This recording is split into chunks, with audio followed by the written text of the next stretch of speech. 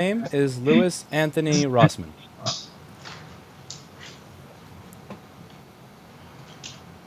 And what is your date of birth? My date of birth is November 19th, 1988. what did you say now? 1988. 1988. What is your address? My address is...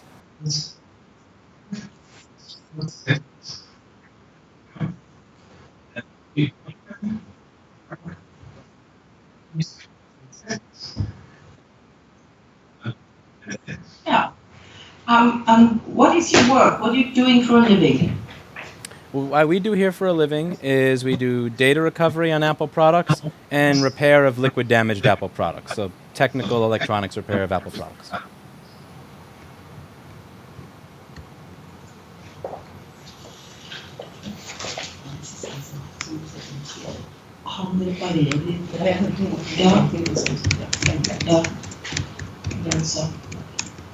Before you give your statement, you have to give an affirmation, and then I have to go through some stuff with you.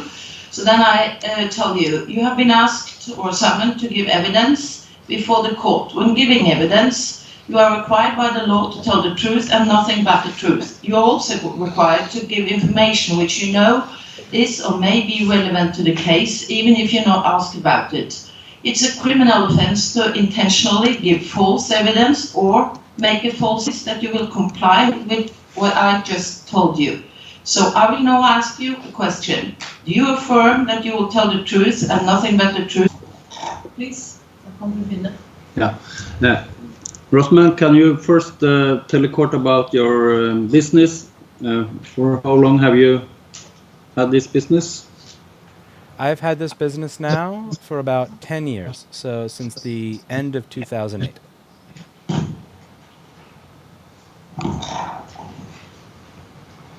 Years.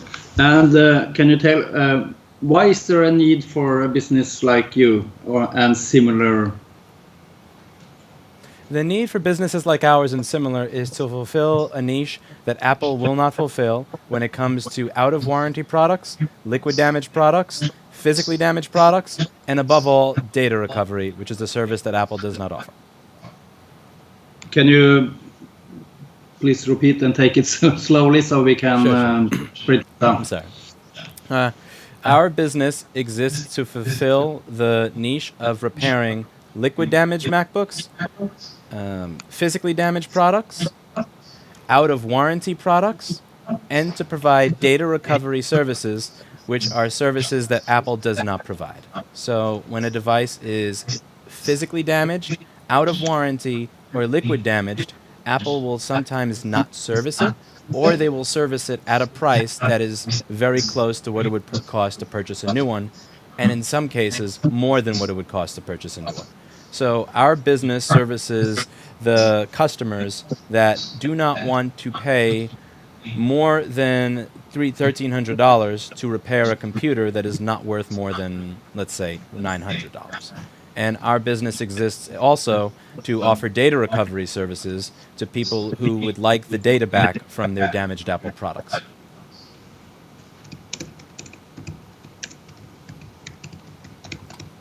But why doesn't Apple do many of these repairs? I can only speculate as to why that is the case.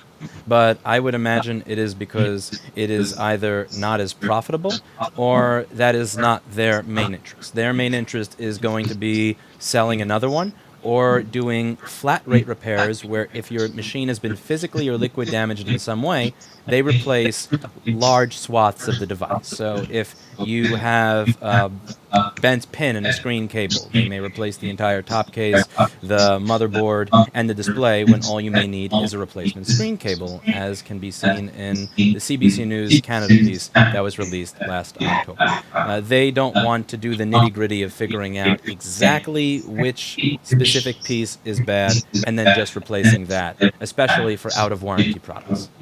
It was difficult to understand you. It was something happened with your voice. Can you take it, if you take only a summary of what you said? Not all of it. It's Sure. not I think necessary. it's not as profitable for them to fix your product. It's more profitable for them to sell you a new one. Okay. Are you a Apple Authorized repair? No, we are not Apple Authorized. Why? If we were Apple Authorized, we would not be allowed to perform the repairs that we do. Not allowed from Apple? Correct. Yeah, I would not be able to do component level board repairs on a device. I would have to swap out the board at a cost that is often higher than that of the actual product itself. And when it comes to a phone, I would not be able to replace things like a headphone jack. I would have to swap out the entire phone, even if all you needed was for the $5 flex cable that has the headphone jack on it to be replaced. If I were authorized, I would not be able to actually do my job. Most of my job would simply be swapping out entire devices for new ones and charging the customer almost the price of a new one. So you couldn't decide if you want to repair it or not? If you Yes. was an Apple repair shop?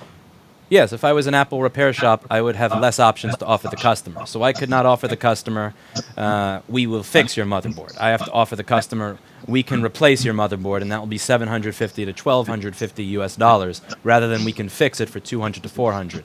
I would not be able to offer a customer, we can fix your broken headphone jack on your iPhone for $50. I'd have to tell them, we will swap out your entire phone for $299. So if I was Apple authorized, many of the repairs that we currently do, we would not be allowed to do.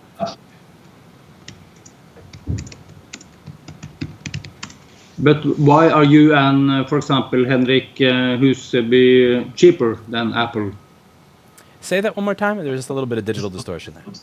Why is your repair and Huseby's cheaper than Apple's? Ours is typically cheaper than Apple because rather than replace everything, we only replace the part that is broken. So if you have a bad headphone jack, we will simply we will replace the little $5 cable that the headphone jack attaches to rather than replace the entire phone. Or if you have an issue with your computer screen not working, we will replace the screen cable rather than replacing the entire thing. So by only replacing the part that is defective, we can save you money over replacing everything. Do you also have imported screens to iPhones from China or Asia? Yes, we've imported screens from China, from Hong Kong, from Taipei, and many other places over the past 10 years. Yes. And what kind of screens is it possible to buy? For iPhones, you can typically buy, you used to be able to purchase new original. That has been very difficult, if not impossible to do over the past, I would say, 4 years. You can purchase refurbished screens. A refurbished screen is where the part that makes the picture is still good, so you can still see the picture on the screen, but the glass part that you touch is cracked, so that part needs to be replaced. You can purchase ones where the LCD that makes the picture is original, but the touchscreen is refurbished. You can buy ones that are knockoffs where it's no original parts, so it's some no-name company has put together everything. So that's typically the three that you could choose from when it comes to iPhones. Okay, so what about the last one? You said no name, a pure copy, is it? Yeah, so it's a copy. So it's not the original, also nothing inside the screen is the original. So you can buy refurbished parts where certain parts of the screen use the original parts that were in the phone, but then let's say the glass is not original, but the LCD is, and then you have copy parts where the entire thing is made from scratch and nothing is original. And how is the quality of these different screens? Well, the new original is always going to be the best because that was the original part that went into the device, and it had the same quality assurance testing as the original screen. But as of about the last 4 years, those are almost impossible to get due to closing lanes in the supply chain. Now, refurbished is the next one because here, even if the touchscreen and glass is not original, the part that the customer is going to see, which is the screen, is the same as the original. So there you have the same color gamut. You have the same brightness. You have the same general... No, excuse me. Now, something went wrong here. It was almost impossible to hear what you said. Okay, so I'm sorry. Please repeat your answer about these refurbished screens. Yes, refurbished LCDs are the next best And because can I correct you again? If you talk a bit slowlier, it might be easier for us to understand, even if some of the words fall out over the okay. sea Yeah, here. my apologies. Somehow. I talk too fast. Okay. Yes, So please.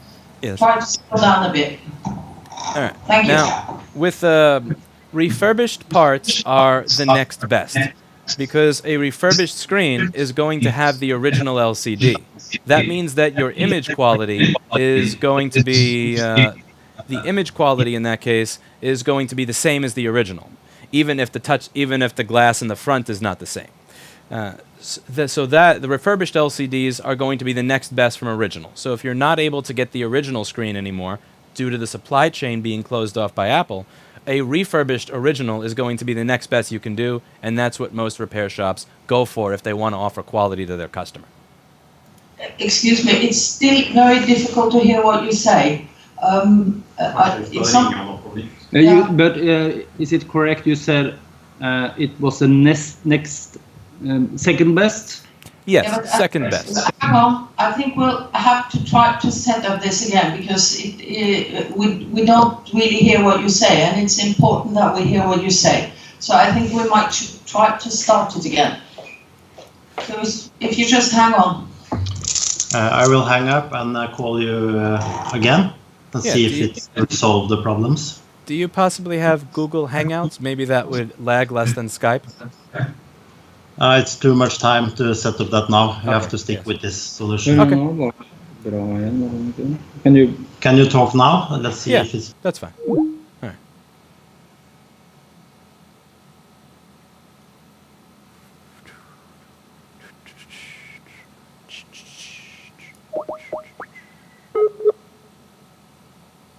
Let me turn video off. I'm not using video anyway.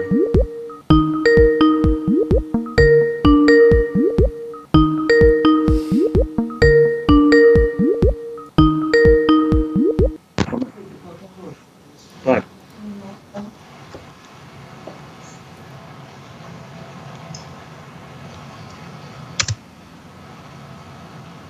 So. All right. Are you able to hear me better now? Yes. You said it was 3 different screens, the original and the refurbished, and you talk about the quality of the refurbished and what is refurbished screen. And yes. So the original screen is going to be the best quality, but original screens are almost impossible to buy because Apple has cut out the supply chain lanes that allow us to purchase them. The next best is going to be a refurbished screen, where the part that is most important, the LCD that makes the picture, that part is going to be the same as the original, so you get the same picture quality as you would with the original, even if the frame and other small aspects are not the same. The worst of them are going to be the knockoff screens, where nothing is original. Everything has been made from scratch by another vendor, so even the LCD is not going to be the same, and you're going to have worse image quality in that case. Okay, it was some problems also now, but can you then tell us more about these refurbished screens? What part is, for example, new or not bought from Apple, or where it came from, the part, different parts in this screen? Well, when it comes to refurbished, when you drop the screen and you hit it on the corner, the front glass layer that you touch with your finger may not be the original anymore. Or the frame that screen goes into may not be the original anymore. These are parts where if it's not the original, it's not going to be something that is really important. The main thing that's important is going to be the touchscreen digitizer layer that senses your touch, the sensitivity and accuracy of it, and the LCD that actually makes the image that you see. Those are the 2 most important parts, and those are the ones that you would like to be as close to original as possible, and this is what using refurbished screens allows you to do. It allows you to offer the best possible screen to your customer that's as close as you can get to the original, without being able to get the original since Apple does not supply them. And who made these parts? Who makes refurbished? Knockoff or new? No, I mean the glass, for example. Any number of random vendors in Taipei. There's all sorts of. It's not a very high. It's not as difficult to make glass, the front glass, as it is to make something like an LCD. So I don't know the names of the companies off the top of my head. I know for LCDs, they're made by Sharp, by LG, Samsung, Toshiba. But for the glass in the front, I don't know off the top of my head who makes them. Okay.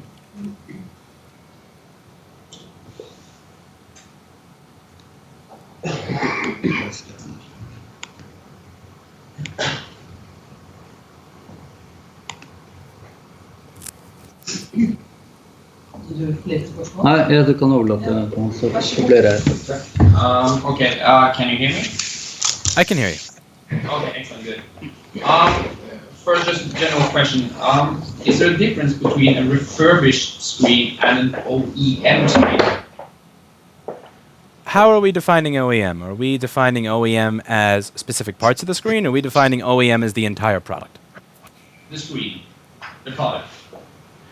The difference between a refurbished screen and an OEM screen, if OEM is defined as the entire product, not simply parts of the screen, would be that the refurbished screen is a screen that was not new. Somebody had to have used it at some point and then broken it, and then it had to be put back together. Whereas a new screen, a new OEM screen, is a screen that has not seen use for any of its parts at any point in the supply chain cycle. Have you had access to the mobile screens that has been seized in this case? A simple yes or no answer will be okay. No, sir. No. Have you performed any physical examinations of the screen, looked at the print quality of the screens? Not of the ones in question, no, sir. Okay, good. I'm going first. I guess that you don't have the case documents, but I'm going to kind of show something and read something to the court, and then I'll ask you a question about it later. Okay? Yes, sir. Yeah. I'm going to say something in Norwegian now first. Så vil jeg ta det ekstra utdraget, FU2, og så side 340. Jeg følger av sidetallene i fakturautdraget. Har du hatt et ekstra utdrag? Ja, lite... Ja, jeg har det. Side 342. 340. Det er ikke lagt inn elektronisk. Jo. Jaha, da har du det gjort? Nei, unnskyld, det er det ikke. Nei, helt riktig. Det er helt riktig. 342. Ja, 340. Det hadde vært å få en annen gang. Det må vi be om å få en annen gang. Ja, At dere skal snakke. det var litt sånn handel. Ja, men det kommer veldig ofte... Jeg skal ikke si... Nei, det må komme i god tid. Ja, takk. Og her er det da skjermbilder. We're looking at some screenshots from YouTube, hvor det da er skjermbilder tatt av denne side 15. mai, hvor man ser da skjermbilder fra noen videoer som denne vitnen har lagt ut. Og man da ser titlene. Hvor man da ser hva som står. Jeg antar at retten skjønner hva på en måte disse bokstavene før Apple betyr, men jeg vil gjerne si det for å spørre vittne. Du kan vise det til han når han ser oss. Jeg tror hvis han ser han oss på full screen, eller ser han oss bare på Det som du ser oppe i hjørnet der. Okay, can you see me? I can see you. Okay, excellent. What I'm showing to the court is on print screens. I think it will be difficult for you to see. I can see. I know my face. Yeah, you know what it is. From some films that you have uploaded on YouTube, which says the titles is basically it's more or less fuck Apple on 2 of those, and then fuck Apple part 2, part 3. The number 1 reason Apple pisses me off. My question is my understanding correct that you have some issues with Apple? Yes, I have issues with how they treat the consumer and how they treat independent repair. Okay, thank you. Ingen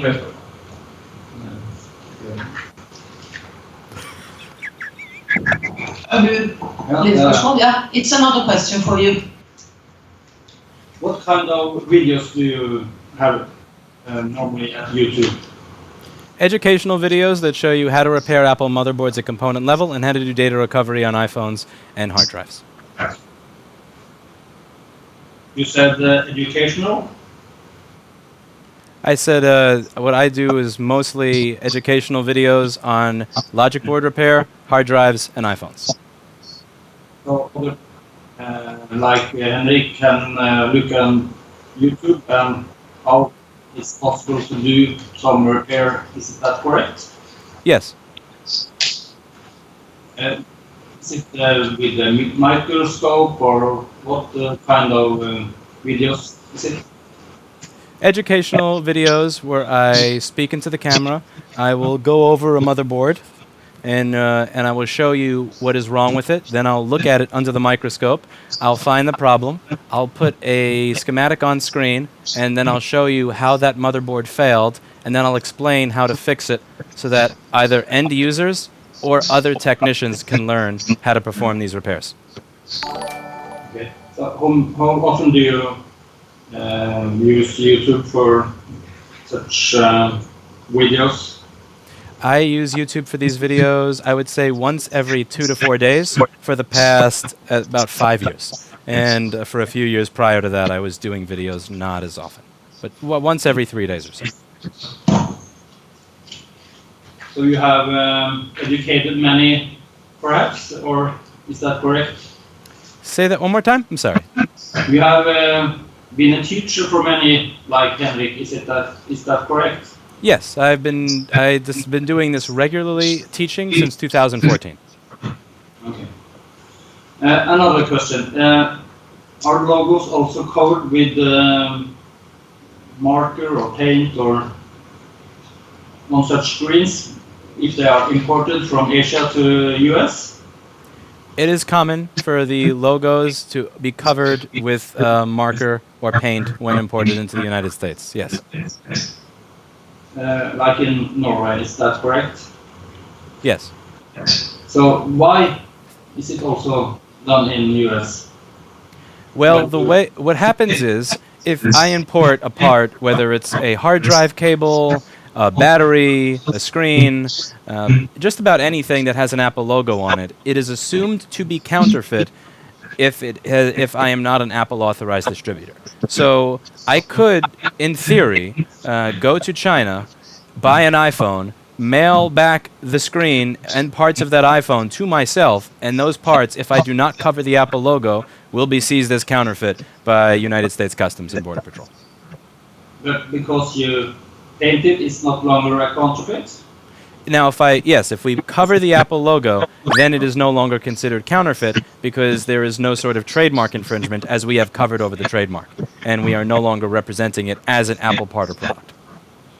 Okay, but technically it's possible to remove this ink?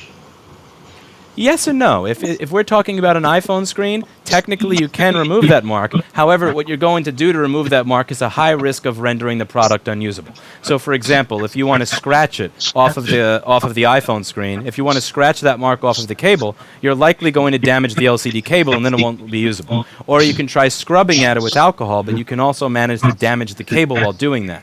So technically, yes, you can remove the label, but the very process that you're going to use to remove that logo or label or the covering over it is going to damage. So I could remove the Sharpie paint, I could remove the paint from the part, but by doing so I'm likely to damage the part and render it useless. Sorry, the last part was difficult to understand because something happened with the telephone line. But you said it was technically possible, Yes, I could remove the paint over the Apple logo, but by doing so, the force that I would have to use, or the scrubbing, is going to damage the cable, the flex cable on the product, and that is then going to render it unusable in many cases. So it will damage the product, you said? Yes, it would damage the product to the point where it would be useless to me. So, therefore, is it in practice? You think repair shops remove this cover? No repair shops remove the label because there's no point to doing so. It's because the products are typically not represented to the customer as being an Apple part that is and further on, the repair shop does not want to risk damaging the part by removing that. But above all, the consumer does not see the logo that is inside the product, so it doesn't matter to them. Okay. What is it? Yes. I have a last question for you, just for the record. When was last time you talked to Mr. Huseby before now on Skype? I spoke to him last, I believe, on June 3rd over email, prior to speaking to him this morning before this call. This morning before the call? Yes. Yeah. So we spoke this morning before the call. Did he tell you what happened in the court yesterday? I was not informed what happened in the court yesterday, no. Thank you. Are there any other questions? No? Thank you so much. Now you've finished, or that's not the right thing to say in English. You're through with your explanation, and we can put down the Skype equipment. Thank you very much. All right, thank you so much for taking the time to hear my testimony, and have a good day. Good day. Good day, thank you. Good day, sir. Solberg. Jeg skylder deg en unnskyldning. Ok. Det var lagt inn elektronisk. Er det? Ja. Ja. So, what do we think of how that went? The entire case. He took a piece of paper, I don't know if you guys saw that, with my face, where I was saying, fuck Apple. And he said, so this is this you? Do you recognize this? And I'm like, yes, I know my face. I know my face. I suppose he was trying to make the, I suppose that he was going to try to make the argument that I am too biased to speak on the matter. Now, I think that there are many ways that that could have been said. I think there are many things he could have said. He could have said, well, do you think that this definition of OEM is correct? He could have said, how many ways could he have gone through this? Honestly, there are a lot of questions that he could have asked me. And he didn't ask a single one. He simply said, you know, let me discredit you because you said this.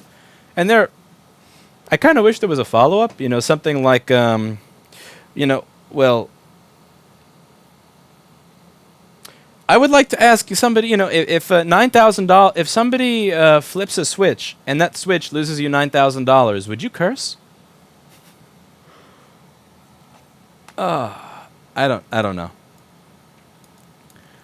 I was expecting a lot of questions to come my way, and none of those questions that I expected to come my way came my way. So that was interesting. Definitely interesting.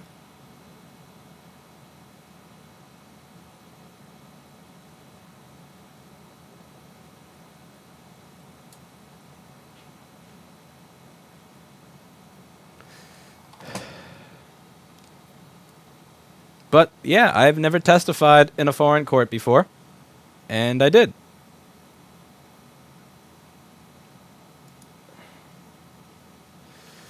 Okay, in order to understand what I was doing here, you'd have to have seen this video that I did several years ago. So,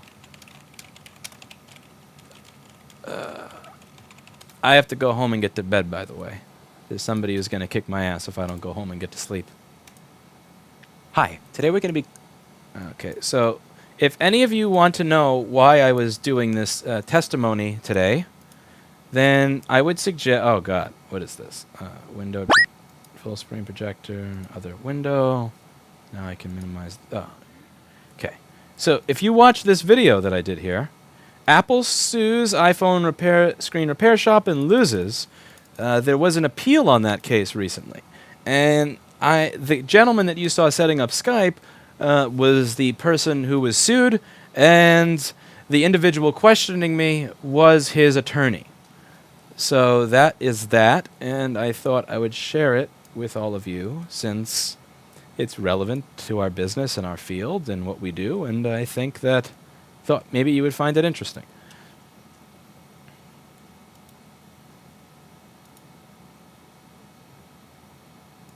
But the thing is, the court case was at 9:30 in the morning in Norway. 9:30 in the morning in Norway is like 3 in the morning here. So I had to get up, get out of bed, get on my bafang, and ride here. And the cool thing is I actually got here in 11 minutes and 20 seconds, which is a fucking record for me. I've never gone that fast before. That is the fastest acceleration to 19.9 miles an hour I've ever had. Pretty cool stuff. But I am tired. And now I got to go home and I'm dead. Wow, history. Yeah, now I'm tired. But that's the thing. I love that. Like, there's not a single question on anything that I've said. There's nothing that I said here, nothing, that got questioned.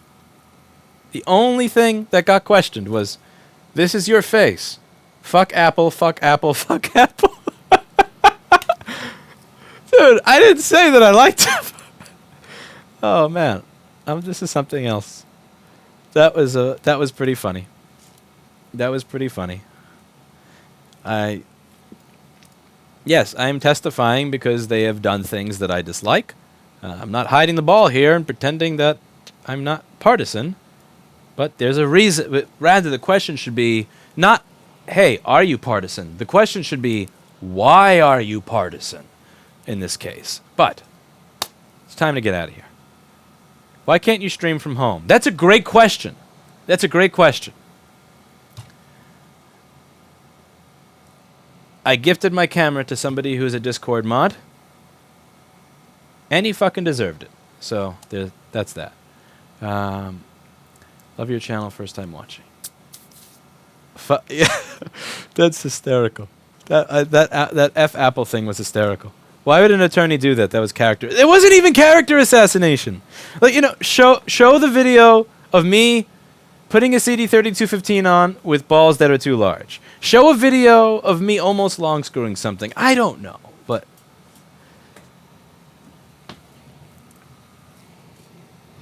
okay, I got to get going because it is 4:10 a.m. and I'm kind of tired. I'm kind of sleepy. I want to go home and pet my cat and go to sleep because it's 4:30 in the morning. I did my civic duty. I testified for a dude in another time zone. I told the truth, the whole truth, nothing but the truth, so help Lewis not getting in trouble in Norway. And this little dude over here helped me out. One of the kindest people on earth got this for me, which is why I kind of feel bad that I dropped it and broke it. But one of the kindest people that you'll ever meet got this for me. They know who they are. Thank you very much. Look at this little guy. Be careful on the ride home. Yeah. All right. See you later.